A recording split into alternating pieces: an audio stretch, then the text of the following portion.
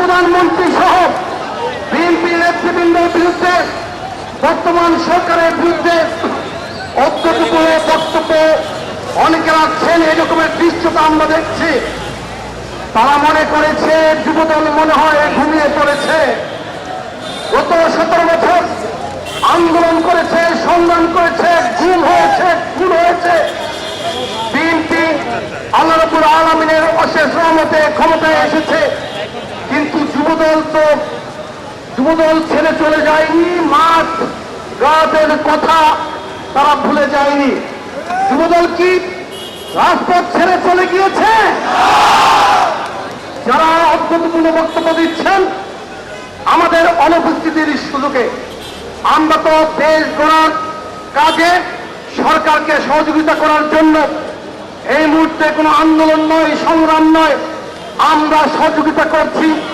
এই জন্য গঠনমূলক কাজে আমরা আমাদের নেতাকর্মীদেরকে নিয়োজিত রাখছি। কিন্তু যারা অত্যন্তপূর্ণ আচরণ করেন, বক্তব্য রাখেন, দৃশ্যটা দেখেন তারা কারা। যুবদল গত 16 বছর আন্দোলন করেছে, সংগ্রাম করেছে। 16 বছরে কত মাস আপনারা কি জানেন? 192 মাস। দুর্ভাগ্য হচ্ছে 192 মাস যারা আন্দোলন করেছে তাদের বিরুদ্ধে বক্তব্য রাখছে যারা 1 মাস আন্দোলন করছে। তারা ওই 1 মাসের মধ্যে দুটি ভাগ রয়েছে। ওই 1 মাস আন্দোলন যারা করেছে একটি ভাগ হয়েছে প্রকৃত ঠিকা দেশপ্রেমিক, যারা এদেশের মানুষকে ফেসিবাদের হাত থেকে মুক্ত করার জন্য একটি প্ল্যাটফর্ম খুঁজছিল। তারা জুলাই গণ অভ্যুত্থানের আন্দোলন সংগ্রামে সামিল হয়েছে। ওই 1 মাসের আন্দোলনের আরেকটি অংশ হচ্ছে কারা, আপনারা নিশ্চয়ই চিনবেন। গত 16 বছর ফেসিবাদের আশ্রয় যারা ছিল, মুজিব কোটের ছায়া তলে যারা ছিল, তারা এখন আমাদের বিরুদ্ধে বক্তব্য রাখছে। যারা 192 মাস আন্দোলন করেছে, সংগ্রাম করেছে। বন্ধুরা আমার, বক্তব্য দীর্ঘায়িত করবো না, শুধু এটুকু বলবো, যারা কথায় কথায় দৃষ্টান্তমূলক বক্তব্য রাখেন, আমাদের প্রধানমন্ত্রীর গাড়ির পাশে এসে দাঁড়িয়ে তার বিরুদ্ধে স্লোগান দেওয়ার দৃশ্যটা দেখান, তাদেরকে বলতে চাই, আমাদের প্রধানমন্ত্রী অনেক উদার মনের মানুষ। আপাতত তিনি আপনাদের বিরুদ্ধে আমাদেরকে কিছু বলেননি। তিনি হয়তো ভবিষ্যতে বলবেন না, কিন্তু আমরা কিন্তু সবসময় সত্য পাবো না।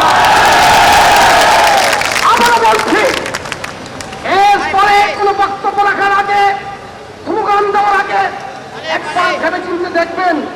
যুবদল এখন পর্যন্ত মাঠ ছেড়ে বাড়িতে চলে যায়নি, চাকরি নিয়ে কেউ বিদেশে যায়নি, কেউ ব্যবসা বাণিজ্যে নিজেদের জীবনকে রাজনীতি থেকে দূরে সরিয়ে নেয়নি। যুবদল কিন্তু এখনো মাঠে রয়েছে। সন্দেহ যদি হয়, আজকের এই পল্টনে পার্টি বন্ধুরা আমার, বক্তব্য দীর্ঘায়িত করবো না, শুধু আপনাদের এইটুকু বলবো, আগামী দিনে অপরাজনীতির বিরুদ্ধে এবং বিএনপি গণতান্ত্রিক পদ্ধতিতে সরকার গঠন করেছে, সেই সরকারের বিরুদ্ধে যদি কেউ অপপ্রচার করে, ষড়যন্ত্র করে, তাদের বিরুদ্ধে ডাকবাংলা জবাব দেওয়ার প্রস্তুতি গ্রহণ করবেন।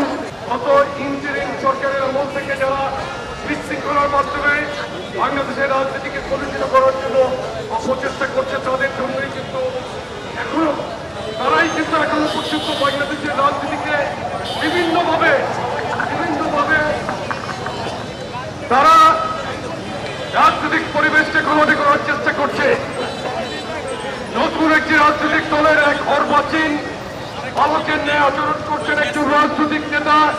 তাকে আমি 2-1 দিন আগে দেখলাম শাহবাগের একটি কর্মসূচিতে বাংলাদেশের প্রধানমন্ত্রীর সম্পর্কে উনি বক্তব্য দিয়েছেন।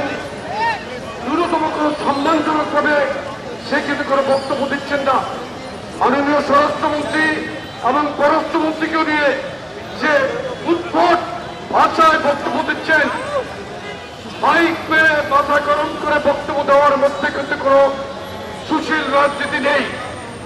রাজনীতি কিন্তু করতে হবে দীর্ঘদিনের প্র্যাকটিস। আমরা রাজনীতি করছি বাংলাদেশে, আমার রাজনীতির বয়স প্রায় 40 বছর। আমরা কোনদিন রাজনীতির মাঠে কোনদিন অরাজনৈতিক বক্তব্য দিয়ে অন্য দলের কোন রাজনীতি স্ট্যাটাস সম্পর্কে উচ্ছৃঙ্খল কিংবা বেয়াদবিমূলক কথা বলে কিন্তু আমরা রাজনীতি মাঠ গ্রহণ করার জন্য চেষ্টা করি না। পার্লামেন্টে আমাদের একজন সম্মানিত সাংসদ উনি একটি খোলামেলা কথা বলেছেন, ওখানে উনি কিন্তু সরাসরি হিজাবের বিরুদ্ধে কোনো বক্তব্য দেয় নাই। আমি ওনার বক্তব্য শুনেছি, ওনার বক্তব্যকে